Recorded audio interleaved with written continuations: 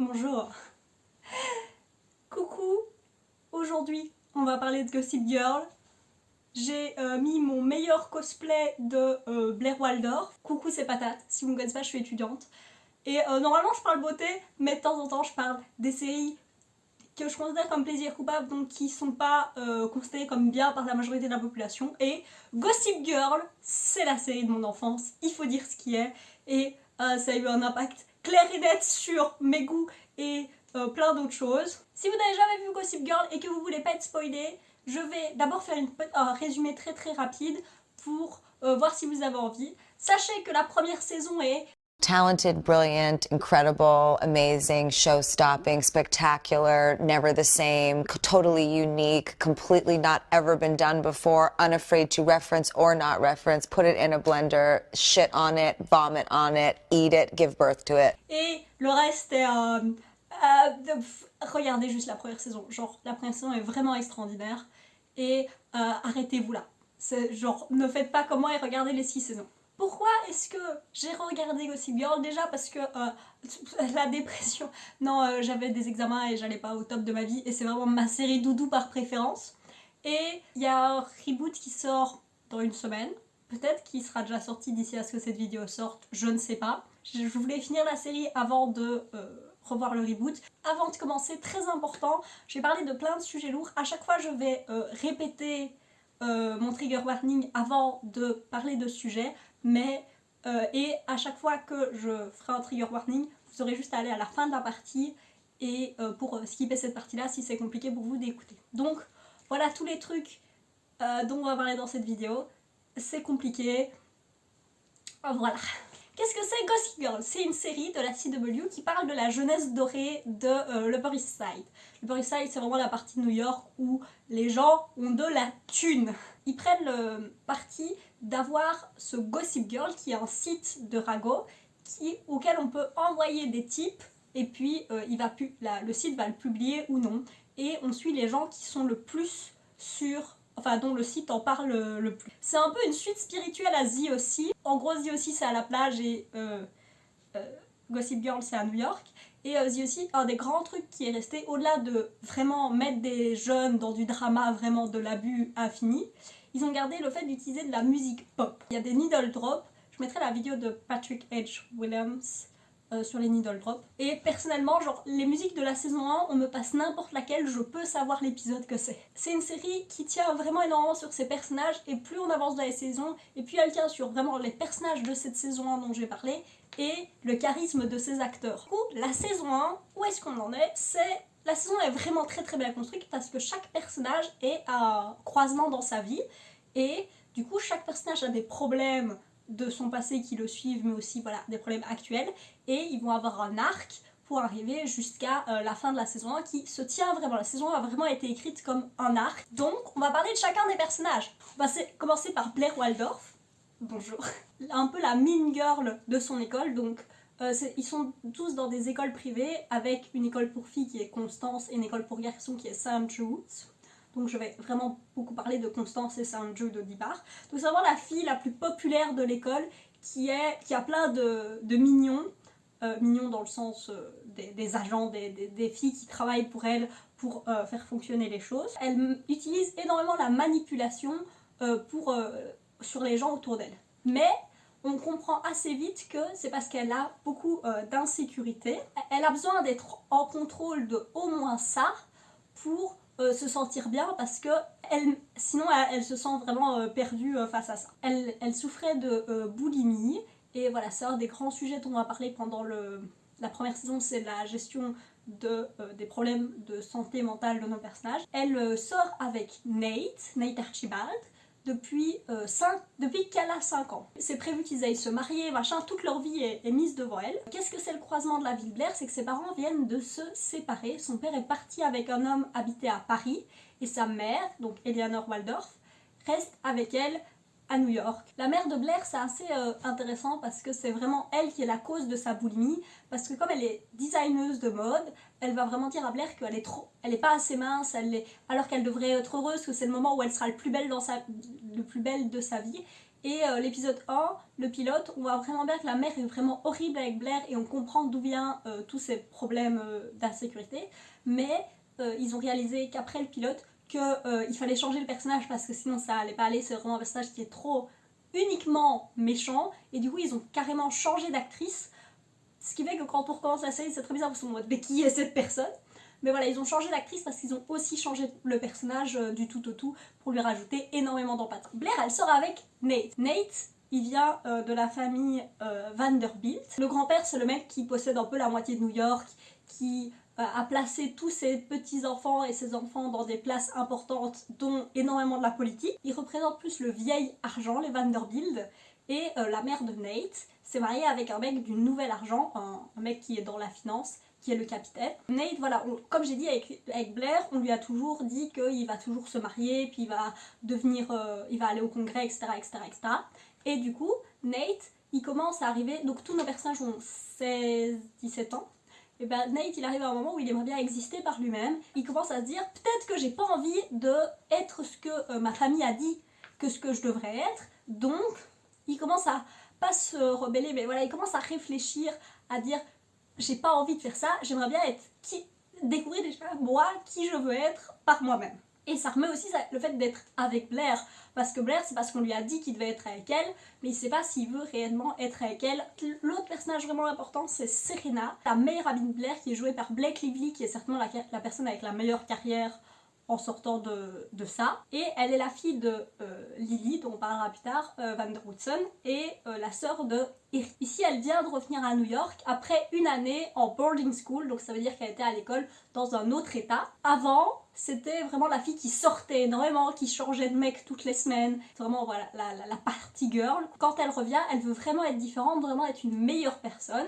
Elle va se mettre avec Dan pour... voilà, Dan c'est personne, mais je vais en parler juste après. Se mettre avec Dan, c'est montrer qu'elle veut avancer et sortir de tout son monde, voilà, c'est aller à l'extérieur de son monde. Pourquoi est-ce qu'elle est partie? Parce qu'elle a, juste avant de partir, elle a couché avec Nate, donc qui est le copain de Blair, et c'est ce qui fait qu'elle est partie. Enfin, on sent qu'il y a quand même un plus lourd secret qui reste sur Serena, mais au début de la série, c'est vraiment ce secret-là qui fait avancer les choses, et puis on comprend qu'il y a quand même quelque chose d'autre, qu'elle n'est pas juste partie pour ça. Serena, elle sort avec Dan. Dan, c'est l'outsider.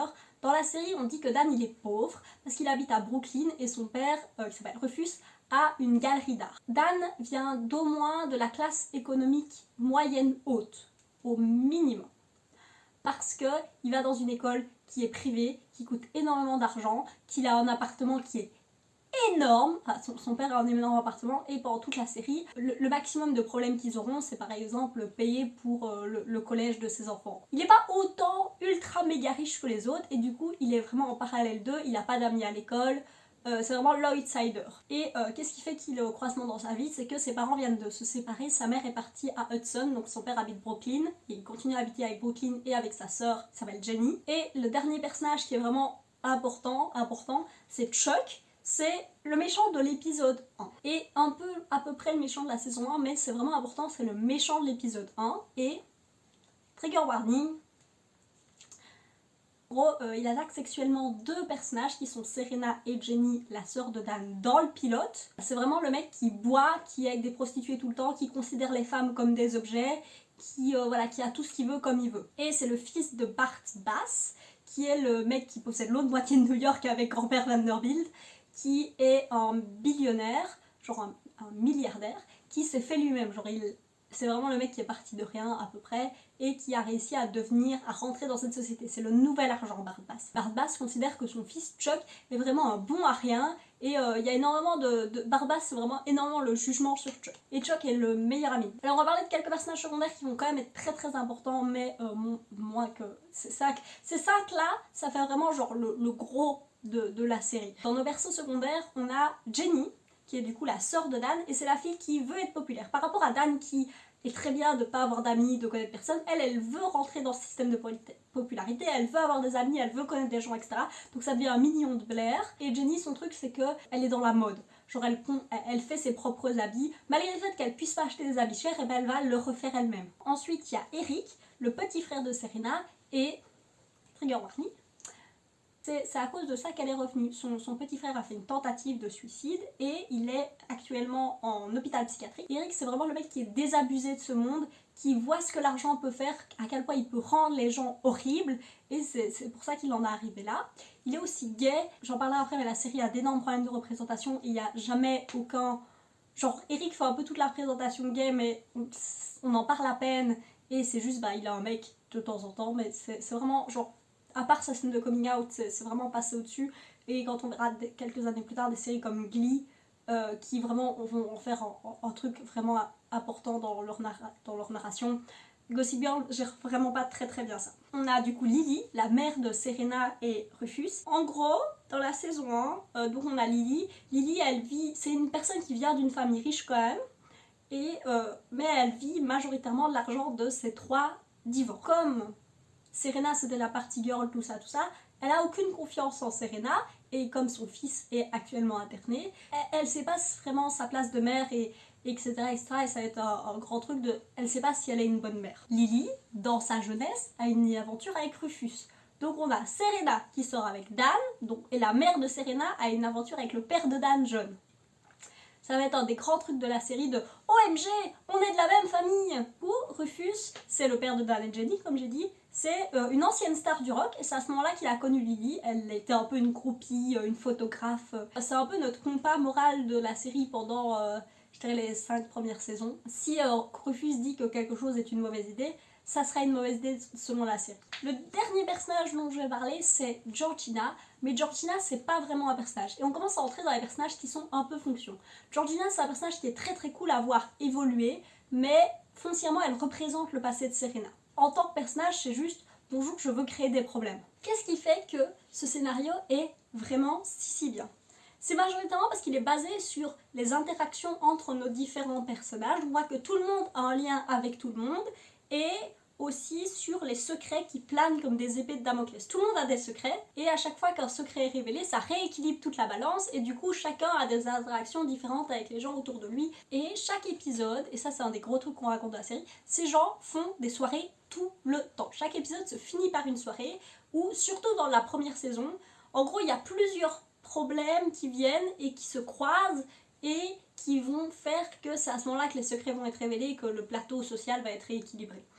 Dans le deuxième épisode, c'est vraiment genre Serena ramène son mec, et Blair est pas content contre Serena parce qu'elle a appris un truc avec Serena, et du coup Blair dit à Dan ce qui s'est passé, du coup Dan change son avis sur Serena, et etc. J'ai dit que tout le monde interagit avec tout le monde, et même les relations, quand une relation ne sent pas ce qui est le plus logique, en fait, quand elle a lieu, l'interaction est quand même logique. Une interaction que j'aimais normalement, c'est il y a Dan et Blair qui se retrouvent à un photoshoot, et la mère de Blair devait d'abord le faire avec Blair, et puis en fait l'a fait avec Serena en disant à Blair qu'ils avaient pris une autre mannequin inconnue.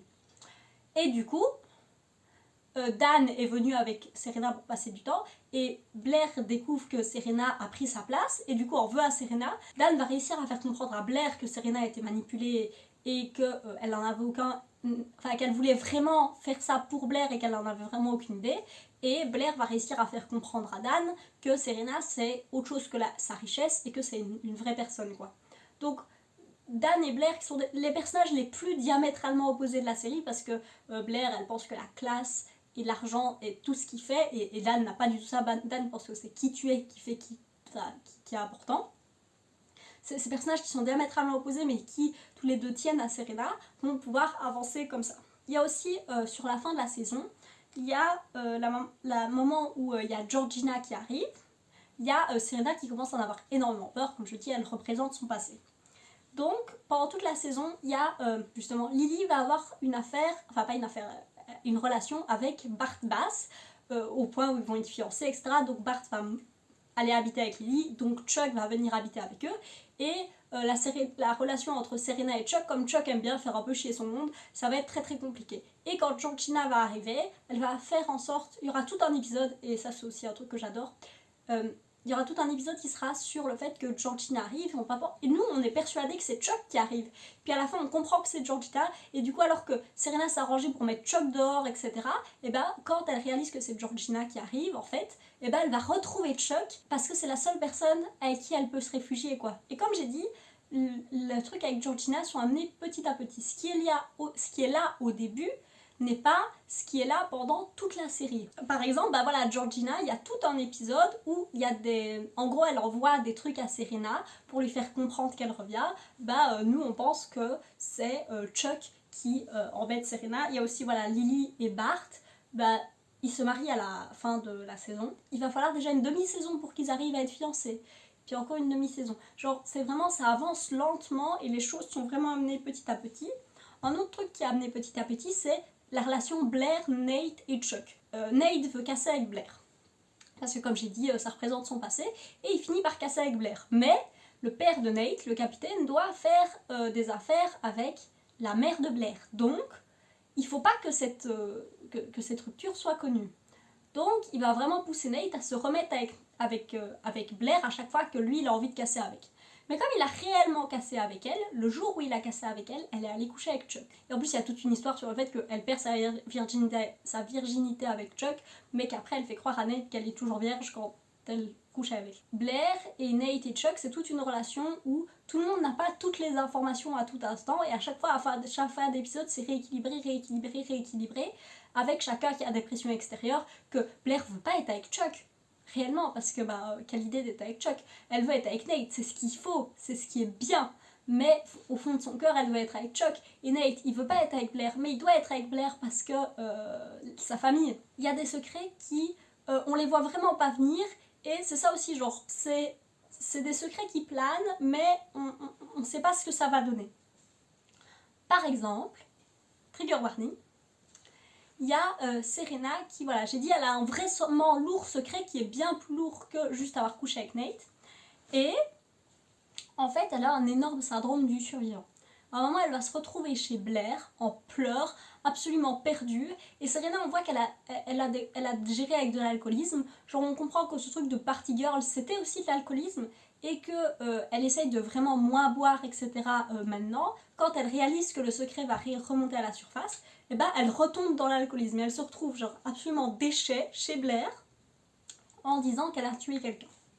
Et c'est un syndrome du survivant parce qu'en fait, elle était chez quelqu'un et ce mec, qui s'appelle Peter, est décédé d'une overdose à côté d'elle. Et elle dit, voilà, c'est moi qui lui ai donné son dernier rail. C'est très très lourd comme sujet et c'est très très bien géré parce que on va voir que, voilà, déjà c'est un truc qu'on s'attend pas du tout. On comprend pas pourquoi Serena a tellement de choses qui lui pèsent dessus. Et quand on comprend réellement ce qui lui pèse dessus, y a Lily qui n'a rien compris, veut la renvoyer en boarding school. Et puis grâce à Blair, elle va comprendre ce qui se passe et elle va aider Serena à passer au-delà de son syndrome du survivant et à comprendre que c'était pas de sa faute. Et ça, c'est vraiment une super bonne gestion de... Il y a un secret qui fait vraiment avancer toute l'intrigue et une fois qu'il est révélé, on le gère. Et comme j'ai dit avec le syndrome du survivant, j'aime énormément comment est-ce qu'on gère les problèmes de santé mentale de nos personnages. Il y a Serena, voilà, j'ai dit avec son syndrome du survivant et son alcoolisme, mais quand elle s'ouvre, enfin, tout le monde est à l'écoute, personne la juge et tout le monde essaye simplement de voir ce qu'on peut faire pour l'aider. Sans la juger, sans juste lui dire on t'envoie en boarding school ou en hôpital psychiatrique. On a Blair, comme j'ai dit, qui a de la boulimie. À un moment, elle va retomber dedans. Et quand elle retombe dedans, Serena s'en rend très très vite compte. Et du coup, Serena lui dit on va aller revoir le docteur. Pour une série qui vend autant des gens qui sont minces, qui sont beaux, qui sont musclés, voilà, on dit non, la boulimie, l'anorexie, c'est pas une chose qu'il faut atteindre, c'est pas un idéal. On a aussi Eric, qui voilà, est littéralement interné, mais j'aime bien la manière dont c'est géré parce que c'est pas juste genre interné de force, genre il veut sortir, etc. Non. Le truc, c'est qu'à un moment, il va sortir et puis il se dit non, en fait, j'ai pas la force de ressortir une deuxième fois, je me sens pas de ressortir, j'ai envie de rester encore un peu ici parce que je suis pas prêt. Ça montre que pour sortir de cela, c'est pas une route droite, c'est vraiment un chemin assez sinueux. Comme j'ai dit, les acteurs sont très très charismatiques, la musique pop marque énormément, mais voilà, plus ça avance, moins la musique pop marque et plus ça avance et plus tu tiens juste sur le charisme de tes acteurs parce que les intrigues c'est tellement le bordel. Un dernier point qui est vraiment extraordinaire, c'est la mode. Et bonjour, je cosplay Bert Waldorf, mais je suis sûre et certaine que Blair Waldorf a eu un impact sur le style dont moi je m'habille maintenant. Genre, j'adore les blazers. J'ai 4 blazers, je pense. Je porte énormément ce genre de style assez prépi.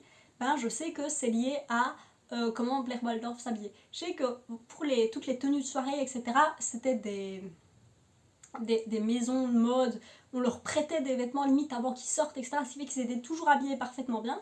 Mais aussi, chaque personnage est vraiment délimité. Je sais qu'il y a des gens voilà, qui s'habillent plus comme Serena, qui s'habillent beaucoup plus un peu flowy et tout ça. C'est oui, plus léger, elle est en jeans, etc. Alors que Blair qui a toujours des habits beaucoup plus droits et parfaitement bien taillés. La mode dans cette série, c'est vraiment un truc qui est vraiment super important. Et j'en parlais hier avec un pote. Mais dans Gossip Girl, il n'y a pas beaucoup de fanservice dans le sens où les mecs sont rarement torse nu, juste pour le fait d'être torse nu. Par contre, ça forme le fait d'aimer les gens en costume. Parce qu'ils sont tous magnifiques en costume, genre. On va juste parler des quelques points négatifs de cette saison 1 qui vont devenir genre l'entièreté des points négatifs des autres saisons. Mais là, c'est vraiment des petites choses qui sont pas parfaites. Il y a le fait que déjà Rufus n'est pas pauvre. Ça commence par dire que Rufus est pauvre, mais en général, on ne va vraiment pas avoir de discussion de classe, discussion sur la richesse, discussion sur les différences que ça fait, sur l'impact qu'on peut avoir en étant aussi riche. On n'en parle jamais. Ensuite, on a le fait que tout le monde est blanc et hétéro. Il y a de fait le père de Blair et Eric qui sont gays, mais c'est l'entièreté de la représentation qu'on a. Et New York est pas blanc. C'est la seule chose que je me suis pas renseignée sur la nouvelle série, mais c'est la seule chose que je sais qu'ils ont bien faite, c'est que le cast est bien plus divers que le cast de base, parce que le cast de base, tout le monde était... Genre, à un moment, ils ont littéralement dû mettre une intrigue avec un père et sa fille qui sont afro-américains, tellement c'était... Genre, c'est l'abus, quoi. Et Vanessa est un personnage fonction. Vanessa, j'en ai pas parlé, c'est un personnage qui est là pendant une bonne partie de la série, qui est la meilleure amie de Dan, et Vanessa est partie de New York, je sais plus pour quelle raison, et juste avant qu'elle parte, Dan lui a dit qu'il l'aimait. Quand elle revient, et ben, il y a toute une histoire de est-ce que ou est-ce que pas, et en fait il réalise très vite que est-ce que pas. Elle sert majoritairement à rendre les gens jaloux. Il l'utilise genre régulièrement pour juste sortir avec quelqu'un pour un personnage tiers soit jaloux d'elle.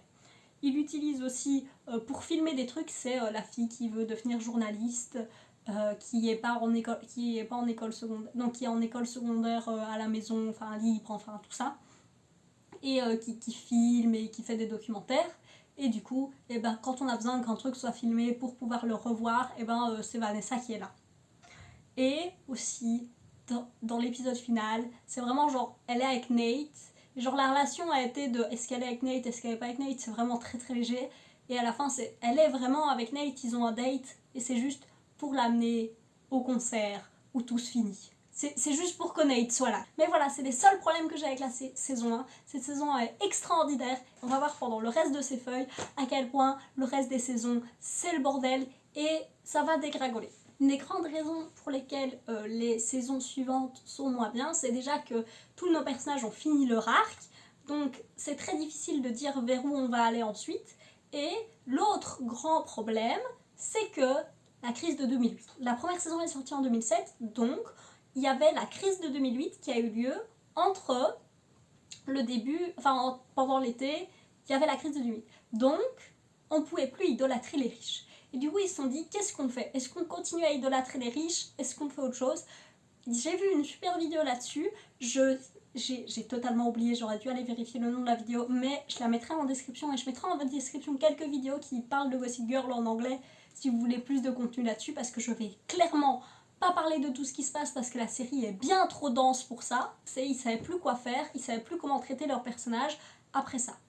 Et aussi, il faut pousser le drama. Il faut toujours que, genre si voilà, t'as eu du drama, et il faut toujours que ce soit un peu plus pire. Ce qui fait qu'à la fin de la saison 6, c'est juste genre des histoires de comiques, genre c'est juste drôle, ça ne fait plus aucun sens. Mais du coup, dans la saison 2, avant d'arriver jusque-là, ils sont déjà en mode, qu'est-ce qu'on va faire? On a fini nos arcs. Du coup, qu'est-ce qu'ils décident de faire? De refaire les mêmes intrigues que dans la saison 1. On va commencer par parler de Serena, qui ne veut pas être comme sa mère. Dans la saison 1, il y a un bal qui s'appelle le Cotillon, et Sissi, j'ai oublié d'en parler, Sissi c'est la grand-mère de Serena qui est extrêmement classiste, juste extrêmement classiste, vraiment le vieil argent, etc. Et Serena veut aller au bal avec Dan, et Sissi veut que Serena aille au bal avec Carter. Carter, c'est Bucky, déjà. Au-delà de ça, c'est un mec qui vient de la riche et tout ça. C'est un personnage que la série aime bien et qui font revenir de temps en temps. Et Sissi va convaincre Dan de ne pas aller au bal avec Serena en disant « Oh, j'ai trouvé Carter à la dernière minute », alors que elle avait trouvé Carter bien avant et elle s'était arrangée pour que Serena n'aille pas au bal avec lui. Enfin, elle n'aille pas au bal avec Dan. Et du coup, à la dernière minute, il y a Lily qui va rechercher Dan et qui fait en sorte qu'il aille au bal avec Serena. En gros, il y a une carte de présentation parce que les cotillons, c'est présenter les jeunes filles à la société, les jeunes filles mariables. Mais c'est vraiment genre le pic de la vieille société passée. Ici, Serena va écrire un truc assez réel sur elle-même, sur cette carton de présentation. Et Sissi va faire « Ouais, c'est pas correct, donc il faut le réécrire ». Et Serena est persuadée que c'est sa mère qui l'a réécrit parce qu'elle veut, déjà elle idolâtre un peu sa grand-mère, mais elle pense que c'est sa mère qui est là pour les apparences avant tout et que Serena se dit j'ai pas envie que ce soit là pour les apparences avant tout, j'ai envie d'être une vraie personne. En fait c'est Sissi et Serena va comprendre que c'est Sissi, Lily va vraiment tirer le fait que ce soit Dan et que Serena soit avec Dan et voilà. Serena ne veut pas être comme sa mère, mais sa mère lui montre qu'elle n'est pas réellement comme ça et que c'est une vraie personne qui tient réellement à elle. Donc, on passe au-delà. Saison 2, il y a à peu près la même histoire où Serena fait « Oh là là, tu es juste dans les apparences ». Et qu'est-ce qui se passe? Lily l'a fait enfermer. Genre, elle l'a fait embarquer par la police et lui fait passer une nuit en garde à vue. Dans cette saison 2, ils savent pas quoi faire, donc ils répètent les intrigues, mais ils les font finir avec plus de drama, parce que le drama. S'il y a une différence de lumière, c'est parce qu'il y a du temps qui a passé, parce qu'il drache. Donc j'essaye un peu de me battre pour qu'on n'entende pas trop la pluie sur mon Velux. Les autres choses de la saison 2 qui sont répétées, c'est Dan qui juge le fait que Serena est riche. Donc Dan est quelqu'un qui juge énormément, c'est un de ces trucs. Et comme c'est notre personnage point de vue, donc nous, on va juger le fait qu'il y ait autant de choses qui tombent directement dans la bouche de ces gens qui sont absolument riches. Mais le truc de la saison 1, c'est de montrer qu'il voit Serena comme une vraie personne et pas juste comme sa richesse, et du coup, qu'il va passer au-delà. Dans la saison 2, il la quitte à cause de ça. Dans la saison 1, il y a un peu un triangle amoureux entre Serena, Dan et Nate, mais pas vraiment parce que foncièrement Serena veut être avec Dan, c'est juste que Nate a un crush sur Serena. Dans la saison 2, ça va, on n'en parle pas trop. Dans la saison 3, elle passe la majorité de sa saison avec Nate. Mais à la toute fin de la saison, il y a une photo qui est postée sur Gossip Girl de elle qui dort avec Dan. Mais foncièrement, il ne s'est rien passé, ils ont juste dormi ensemble. Et du coup, dans la saison 4, elle doit choisir entre Nate et Dan pendant toute la saison. Et genre, au début de la saison, c'est vachement sympa. Parce qu'elle arrive, elle fait « Bon, il faut que je choisisse entre les deux. » Et tous les deux sont en mode « En fait, on est passé à autre chose. » Et après, quand eux deux règlent chacun de leurs problèmes, elle fait « Bon, en fait, j'ai trouvé un autre mec. » Ils sont en mode... Et puis elle quitte son mec, et puis elle fait « Bon, maintenant, je vais choisir entre vous. » Et puis, c'est le bordel. C'est des avant-arrière et la situation, genre, ne bouge pas. Serena, elle veut être avec Dan, mais du coup, il y a Nate qui est là. Et après la saison 1, Nate, c'est... Je sais qu'il fait partie des 5 grands personnages, mais il sert à rien. Du coup, ils essayent de trouver des trucs à faire pour Nate. Et à commencer par des romances fonctions. Genre des personnages fonctions qui servent à faire un petit arc de romance. Alors, on a Bree, d'abord, qui est... Genre, c'est la famille rivale de la famille Archibald. Enfin, pas Archibald, de Vanderbilt, de Nate. Et ils sont ensemble, mais en fait... elle manipulait Nate depuis le début, elle fonctionnait avec son grand-père et c'est super mal glandé, c'est genre waouh, ils sont ensemble mais ça c'est censé être négatif pour elle, mais en fait c'est juste de la manipulation et c'est chiant. Ensuite on a Juliette, j'en reparlerai plus tard, mais toute la relation était fausse et c'était juste manipuler Nate et en fait elle va en tomber réellement amoureuse, mais de base c'est de la manipulation. Ensuite on a Ivy et Lola. Alors Lily a une sœur qui s'appelle Carole. Carole, c'est la rebelle de la famille, c'était une hippie à l'époque et elle veut être tellement différente et donc elle ne veut pas être dans ce milieu avec cet argent. Donc, et elle ne veut pas que sa fille soit dans ce milieu avec cet argent aussi. Sa fille s'appelle Charlotte, ou aussi appelée Charlie. Et en fait, elle veut tellement que sa fille ne soit pas là-dedans qu'elle va payer une actrice qui s'appelle Ivy Dickens pour jouer le rôle de sa fille. Mais du coup, naturellement, à un moment, sa vraie fille va réapparaître dans la série et elle s'appelle Lola parce qu'elle a coupé les ponts avec sa mère, etc. Et vous savez pourquoi est-ce que Carole, elle faisait ça et elle a payé une actrice? Pour récupérer l'argent de sa grand-mère. Genre, il y avait un carnet d'épargne de sa fille et c'est ça qu'elle voulait récupérer. Elle voulait récupérer de la thune de la grand-mère. Nate sort avec toutes ces filles-là où c'est le bordel à chaque fois. Il y en a deux spécifiquement où j'étais vraiment en mode arrêtez, juste arrêtez. La première, c'est que il décide que Nate, on va le mettre avec des milfs. Alors pourquoi? Mais c'est le cas. Et du coup, il est avec Diane. Le principe, c'est que Diane est rédactrice en chef d'un magazine qui s'appelle le Spectator. Et du fait que Nate a une relation avec elle, elle va lui donner une place importante dans le magazine. Mais en fait, et c'est là un moment où Nate il veut réussir par lui-même et tout ça. Et en fait, Diane était payée par Papy Vanderbilt depuis le début. Donc, en fait, c'était juste Papy Vanderbilt qui plaçait Nate à une place sympathique, comme d'habitude. Mais on dit que Papy Vanderbilt a des secrets sur Diane, mais on ne sait pas ce que c'est. Et aussi, à un moment, il y a Diane qui se fait passer pour la mère de Chuck, mais c'est pas réellement la mère de Chuck, mais j'en reparlerai plus tard. Diane, c'est vraiment genre, il pousse vraiment le drama à fond. Et genre, j'aime pas le personnage. Juste, en plus, ils sont en mode, ouais, elle est un peu vieille, mais elle est super hot. Ça m'a fait penser vraiment au privilège de tous ces gens. Genre Nate, de base, dont il n'est pas content parce que c'est son papy qui a fait en sorte qu'il ait la place qu'il a au Spectator. Mais, du coup, il va vouloir essayer d'avoir ses propres investisseurs. Mais ça va pas marcher, enfin, c'est compliqué, c'est la saison 6. Et, au final, il va le racheter avec ses fonds propres. Et c'est considéré comme une réussite par lui-même. Mais pas du tout. C'est l'argent qu'il a hérité et c'est l'argent qui a toujours été là qui fait qu'il a pu racheter le Spectator. C'est pas une réussite par lui-même. Et on a la même chose avec deux autres personnes. On a d'abord Blair qui, en gros, elle hérite de la maison de couture de sa mère et on lui dit qu'elle réussit parce qu'elle réussit à faire une collection qui la représente et qui est vraiment elle et qui fonctionne. Et c'est ça sa réussite. Mais foncièrement, pareil, elle a hérité, c'est pas une réussite par elle-même. Et Chuck, on dit qu'il a réussi parce qu'il réussit à faire un hôtel qui fonctionne. Hôtel qu'il a acheté avec quel argent? C'est le Kendall Jenner self-made billionnaire qui n'est même pas billionnaire. C'est le même principe. Mais du coup, revenons sur les intérêts amoureux fonction de Nate, l'autre MILF qui est Catherine. Alors Catherine, c'est au début de la saison 2 et c'est quand... Genre c'était le dernier espoir que la série pourrait être, genre avoir l'essence de ce qu'elle a été. Catherine est mariée à un lord et qui a un fils qui s'appelle Marcus. Et Marcus va sortir avec Blair. Et au début, il fait semblant de pas être un lord, et en fait c'est un lord, et genre ils vont réutiliser exactement la même technique plus tard. Donc Nate qui est sorti avec Blair, et ben Nate sera avec Catherine et Blair sera avec Marcus, donc on a le OMG, on est de la même famille. Mais en plus de faire OMG, on est de la même famille, OMG c'est une MILF et Blair sera avec des types de la noblesse qui sont des clichés qui vont revenir.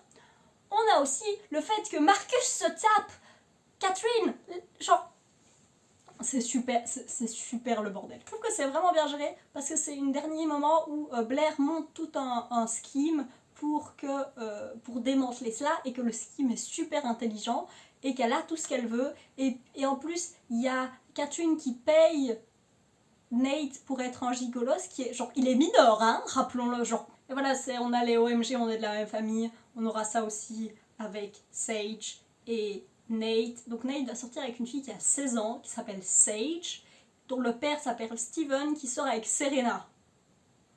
C'est la saison 6. Ah, et Steven s'est déjà tapé Lily aussi dans le passé.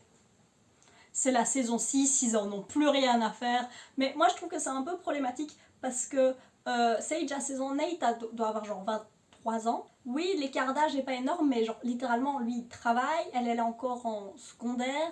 Au début elle lui ment en disant qu'elle est à l'UNIF. Et puis, genre, elle se met en sous-vêtements à un défilé. C'est la fin de la série, ils sont en mode, on va faire des relations entre des gens qui ne devraient pas avoir des relations. Donc on a du coup Serena et Steven, donc le père de Sage, il y a une vingtaine d'années de différence entre les deux. On a Ivy qui va se taper Rufus, donc le père de Dan qui entre-temps était marié à Lily, et William, le père de Serena. Et c'est vraiment des relations de type, genre, t'es pas obligé d'aller aussi loin. Ils l'ont vraiment fait pour le mais what the fuck? Mais qu'est-ce qui est pire que des relations entre des gens bien trop jeunes et des gens bien trop vieux?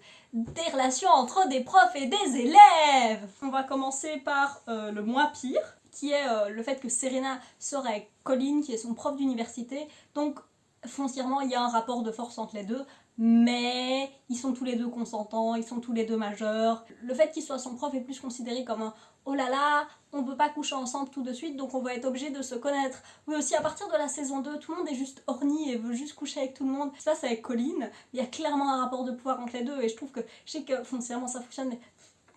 Ok. Et sinon, on a Serena et Ben. Alors, Serena, quand elle était en boarding school, elle a eu un crush sur son professeur, il s'appelait Ben, elle avait 16 ans. Ben a mis un stop, mais à un moment, il drachait et ils ont dû rentrer dans un hôtel, et juste genre à l'entrée, quoi.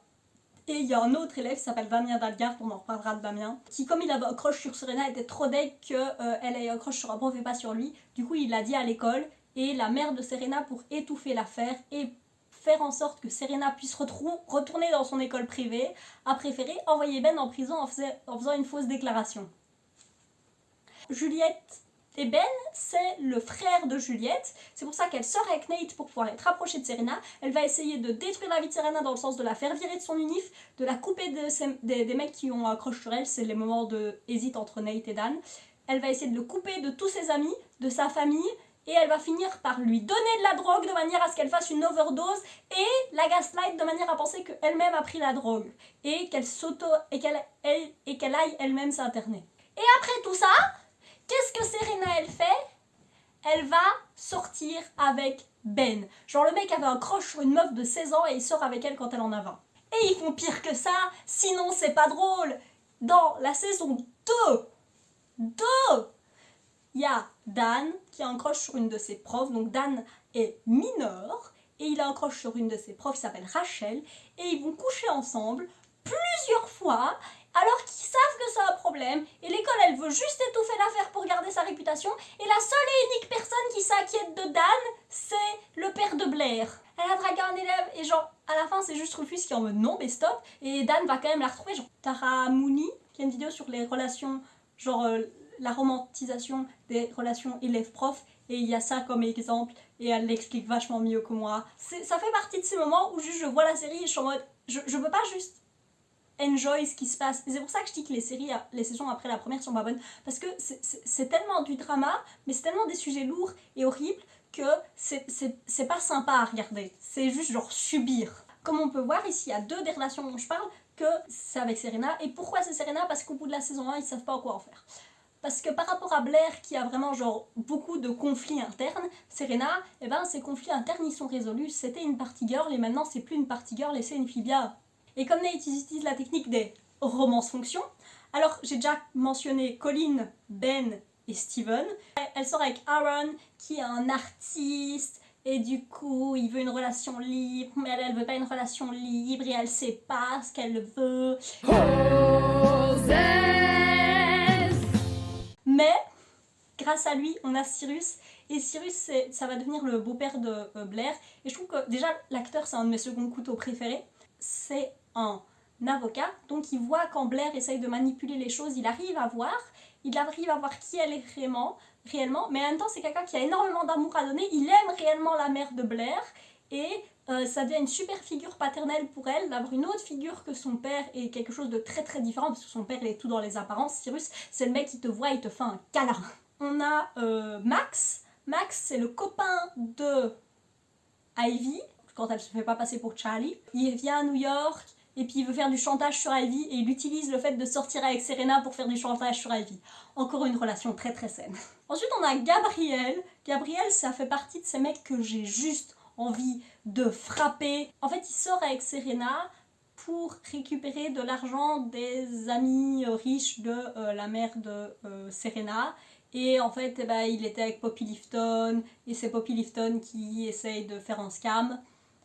Et Poppy Lifton c'est une hit girl et Serena c'est une hit girl et du coup elles sont potes. Mais le truc de Gabriel et de ce bout, c'est qu'ils ramènent Georgina. Et genre, c'est la première, ça se passe dans la saison 2, c'est la première fois qu'ils vont ramener Georgina. Et après, ils vont ramener Georgina à chaque saison pour jamais ne rien en faire de productif.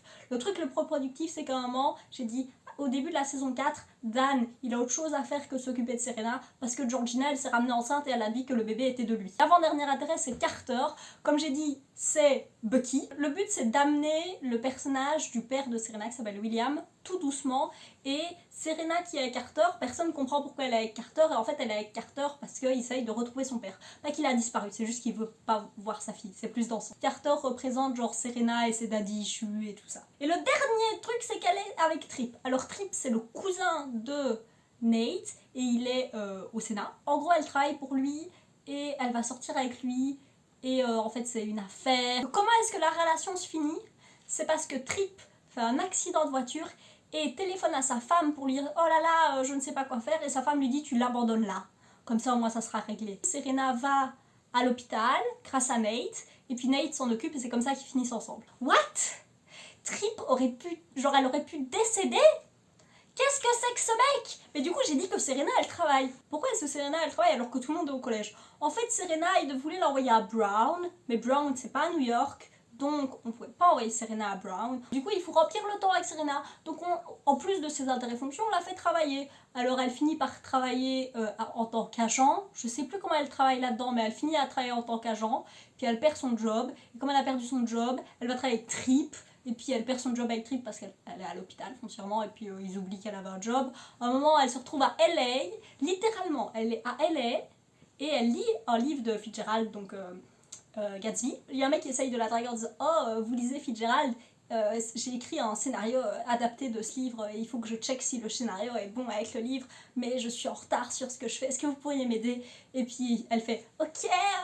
Après, il y a littéralement le boss du mec qui arrive et qui fait « Bon, t'as fini ?» Et il fait « Non, j'ai pas fini, mais j'ai trouvé quelqu'un qui connaît super bien le livre. » Il est en mode « Ok, et ben elle a ton job maintenant. » Genre Serena, tout lui tombe, comme ça. Pouf. Et la moitié du temps, elle fait rien, elle existe, juste dans la série, alors que tout le monde fait des trucs. On peut voir qu'avec tout ce que j'ai dit, Serena, c'est pas la personne la plus sympathique qui soit. Dans les saisons et du coup on a Dark Serena. Dark Serena c'est quand la party girl elle ressort, quand elle reveut être reine de Constance et dans la saison 1 ça a lieu mais c'est bien géré, elle le fait parce que elle est perdue quoi. Mais à partir de la saison 2 quand ils ramènent Dark Serena c'est juste pour faire avancer l'histoire quoi, ça ne sert à rien. Ça va en être à un point où elle va être Gossip Girl. Et il y a Lola, donc à ce moment-là, sa cousine, qui commence à être plus une hit girl qu'elle, parce qu'elle est plus jeune majoritairement. Et du coup, elle va la détruire avec Gossip Girl au point de de faire en sorte qu'elle puisse pas avoir une audition qu'elle voulait vraiment revoir. Et voilà, elle va faire plein de mal en étant Gossip Girl. Elle va essayer de casser le mariage de Blair, parce que avec Louis, enfin pas son mariage, ses fiançailles, Louis c'est un futur prince de Monaco.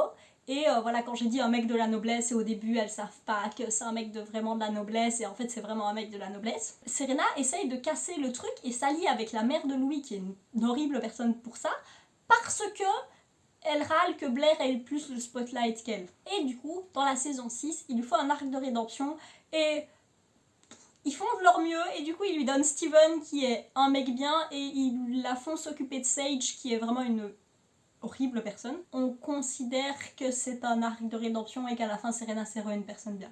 Mais du coup on a parlé de notre premier personnage important, Serena. Parlons aussi de Blair, sa meilleure amie. Blair qui est, comme j'ai dit, bien plus développée et à partir de la saison 2 devient le personnage principal de la série et sa romance avec Chuck devient la romance principale de la série. Blair aussi à son moment où elle hésite entre son vrai amour, Chuck, et Nate qui est là pour remplir.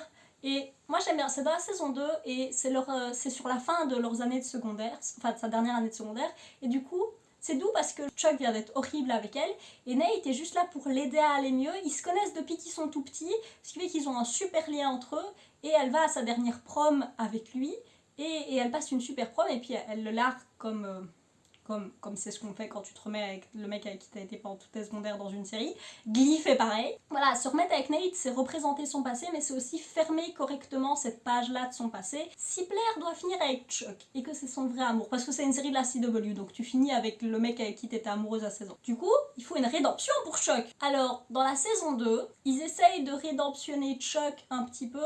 À la fin de la saison, il y a une scène qui est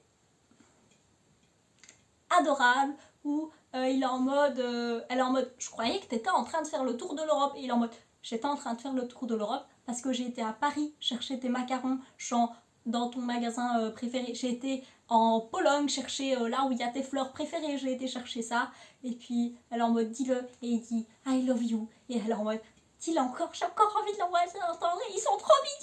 Et dans la saison 3, il y a une bonne partie de la saison où ils sont ensemble à la fin de la saison pour lancer son deuxième arc de rédemption.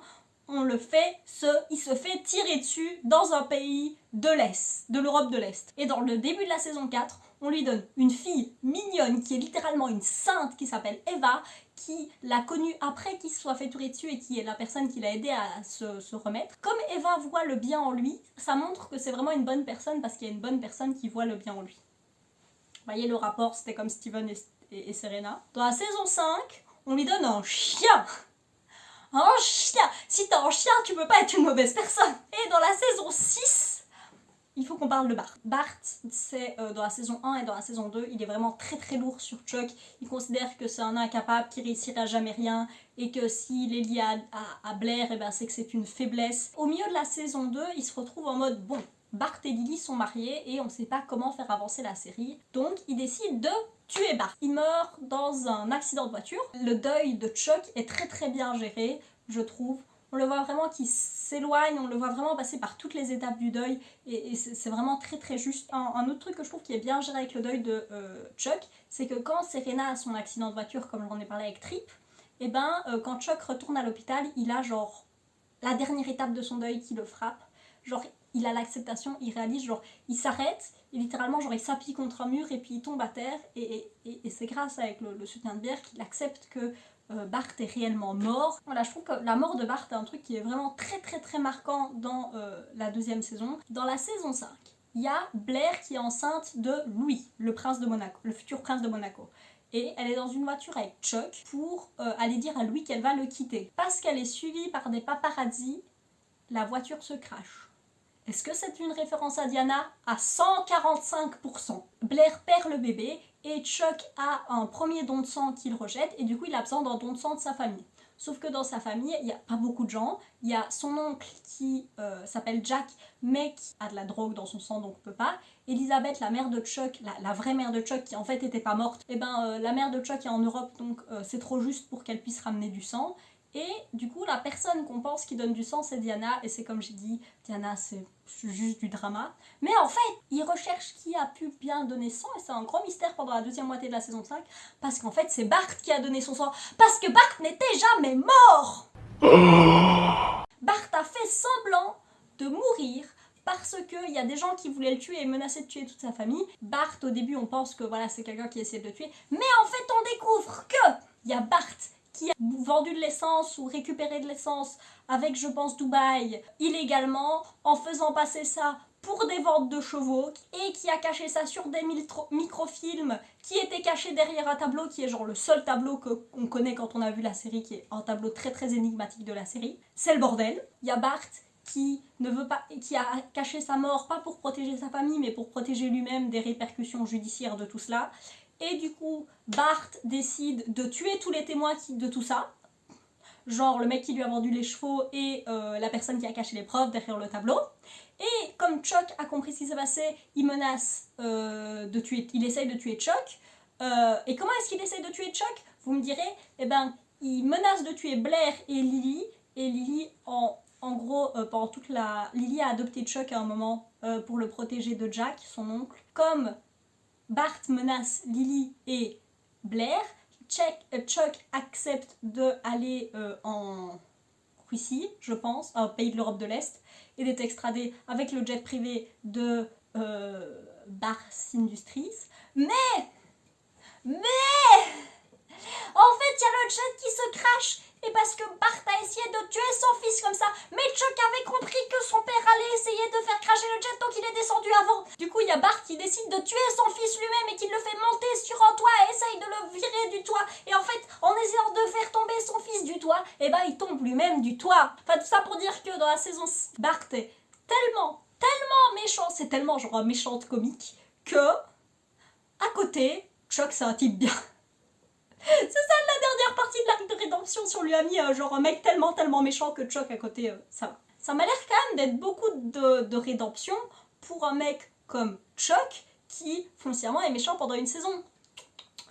On refait le méchant Chuck, c'est un truc qui réapparaît régulièrement, sinon c'est pas drôle. Quand Blair va lui annoncer ses fiançailles avec lui, il essaye de la frapper, mais elle bouge, et du coup il frappe le verre qui est derrière elle, et il y a un éclat de verre qui vient et qui lui coupe la joue. Clairement quelqu'un de très stable, pas du tout violent. Aussi, il l'a vendu pour un hôtel. Ce n'est pas une blague. L'hôtel que j'ai dit que c'était le truc qu'il avait réussi par lui-même, mais que foncièrement l'argent il venait de quelque part. Donc en gros, il y a sa mère qui revient, qui s'appelle Elisabeth, qu'on pensait qu'elle était morte.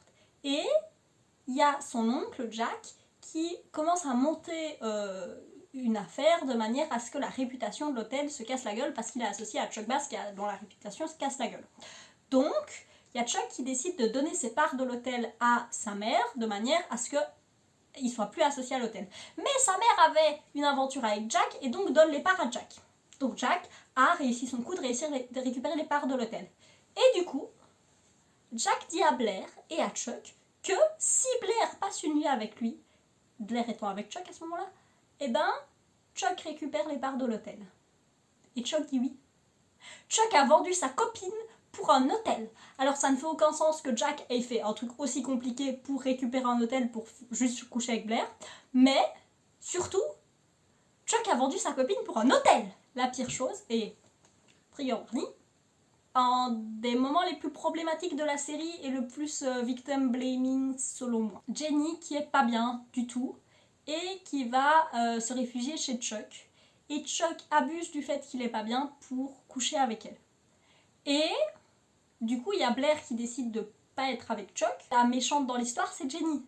La victime, pour moi, genre, c'est une des scènes les plus problématiques, c'est la fin de la saison 3 et genre, j'ai failli genre arrêter la série à ce moment-là tellement genre c'est tellement des sujets qui sont lourds et mal gérés et que les personnes qui font des horribles choses s'en sortent sans aucun problème que personnellement sur ma santé mentale ça tapait assez dur. Mais du coup comment est-ce que Jenny en arrive là? Parce que j'ai dit qu'elle essayait d'être un mignon de Blair et de monter les échelons. Quand Blair va à NYU, Jenny devient la reine de Constance et elle est en mode je vais faire la révolution et changer le système, et puis elle réalise que ça sert à rien et du coup elle décide de quand même être la reine de Constance et d'être une horrible personne comme Blair. Quand ça se passe mal, quand elle est reine de Constance, parce qu'il y a des allers-retours à Constance aussi, elle passe du côté je fais de la mode, donc elle va travailler chez Waldorf Design. Dans la saison 2, comme ils savent pas quoi en faire, ils mettent Blair qui essaye de scheme contre elle. Dans la saison 1, c'est très logique que Blair fasse des manigances contre Jenny parce que Jenny prend sa place, mais dans les saisons suivantes, ça n'a aucun sens parce que Jenny n'a rien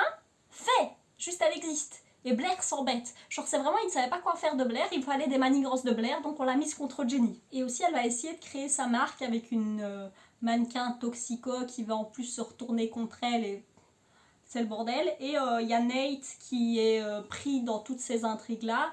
Et alors, la manière dont la série est construite dans la saison 2, c'est très très logique que Nate finisse avec Jenny. Et dans le contexte, ils ont 2 ans de différence, je pense. Mais dans la vraie vie, Jenny est la seule actrice qui a l'âge de son personnage et tous les autres acteurs sont beaucoup plus vieux. Et du coup, l'acteur qui jouait Nate se sentait vraiment pas bien de embrasser, d'avoir des romances avec une fille si jeune. Donc ils font ça dans la saison 2 et puis après, le truc ça va juste être Jenny qui accroche sur Nate, mais Nate qui lui rend jamais. De ce fait, dans la saison 3, elle sert juste à créer du drama avec Serena parce qu'il faut bien... créer du drama. Alors comme toute fille de 16 ans, elle essaye de casser son père qui s'est remis avec une nouvelle épouse alors que cette nouvelle épouse est genre vraiment gentille avec elle. Et en plus Lily s'en sort très bien de casser son propre mariage. Quand j'ai dit que le père de Serena il pouvait pas être là, pourquoi? Et ben parce que Lily a un cancer et qu'elle le cache à son mari et qu'elle est prête à faire croire à son mari qu'elle le trompe avec son ex-mari plutôt que d'annoncer à son actuel mari qu'elle a un cancer. Lily est vraiment horrible avec Rufus pendant toute la série. Au bout d'un moment, Rufus il fait juste genre je me barre. Même s'il finit avec Ivy Dickens, donc Entre tout ça, quand ils savent pas quoi en faire, parce qu'elle se fait chier, elle est reine de Constance, mais c'est pas assez drôle d'être reine de Constance. Du coup, elle décide de devenir dealeuse de drogue avec Damien Dalgarde, le mec qui avait dit que Serena avait couché avec son prof. Ça donne une scène extrêmement drôle parce que Damien Dalgarde est fils de l'ambassadeur de Belgique, Hello, et il doit donner de la drogue à la fille de l'ambassadrice française, et ils ont pris une actrice qui est pas du tout française, ni francophone. Et du coup, quand elle parle français, c'est avec un énorme accent, et en mode, mais qu'est-ce que vous faites? Mais par contre, du coup, quand ils ont Louis et toute sa famille et les monégasques, et ben là, c'est des francophones qui parlent aussi bien anglais. Mais du coup, quand ils parlent anglais, ils ont un accent français, et quand ils parlent français, ils parlent réellement français, ce qui est tellement, tellement mieux. Damien Dalgarde, ils le font revenir une deuxième fois. Pourquoi? Bah, pour que Eric tombe dans la drogue. Quand on s'en rend compte, il fait oui, j'ai pris de la drogue. Et puis tout le monde fait t'as arrêté? Il fait oui, je suis arrêté, ça va mieux. Et puis tout le monde est en mode ok, ce mec a déjà fait une tentative de suicide, mais tout va bien. Damien est avec Eric, et du coup il récupère des secrets sur sa famille et il veut essayer d'utiliser ses secrets. Et comme Serena sort avec Ben à ce moment-là, le mec qui a fait la tôle, et ben Ben menace à Damien de le faire tuer par un mec qu'il connaît en tôle. Et Ben est censé être un type bien avec qui aurait jamais dû faire de la prison. J'ai pas du tout parlé de toutes les péripéties parce qu'il y en a trop et que je serai là pour beaucoup plus que ce que cette vidéo dure, et cette vidéo va déjà être bien longue. Mais on va parler de la fin de la série. On a deux fins très importantes. Alors on a Nate qui devient maire de New York et qui a son journal qui marche super bien. Tout son arc, c'est de pas vouloir faire de la politique et faire ce que son papy lui demande, et au final il fait tout ce que son papy lui demandait de la politique. Donc à la fin de Nate, c'était vraiment genre on n'en a plus rien à faire de Nate à ce moment-là. Sinon, on a Blair et Chuck. À la fin de la saison 5, ils font un pacte disant qu'ils pourront être ensemble quand ils auront résolu leurs problèmes chacun de leur côté. Blair, c'est de réussir à être quelqu'un, et Chuck, c'est de envoyer son père en prison. Elle réussit à être quelqu'un parce qu'elle fait une collection qui marche avec Waldorf Design. On va dire que ça marche. Et Chuck, il va envoyer son père en prison, mais son père est mort, donc ça marche. Et comme Blair est la seule personne qui est témoin du fait que Chuck a laissé son père tomber dans un immeuble, Chuck et Blair se marient à l'arrache, parce que la justice américaine marche de manière à ce que quand t'es marié, tu peux pas témoigner contre ton mari. Ce mariage est adorable, et il y a tout le monde qui court par... Et sa robe est magnifique, et ils sont trop beaux, et c'est adorable. Je sais que c'est des horribles personnes, mais cette scène est trop bien. Mais c'est pas la dernière scène de la série, ils finissent sur Dan et Serena. Dan et Serena, c'est... genre, je déteste cette fin. Je la hais de tout mon être.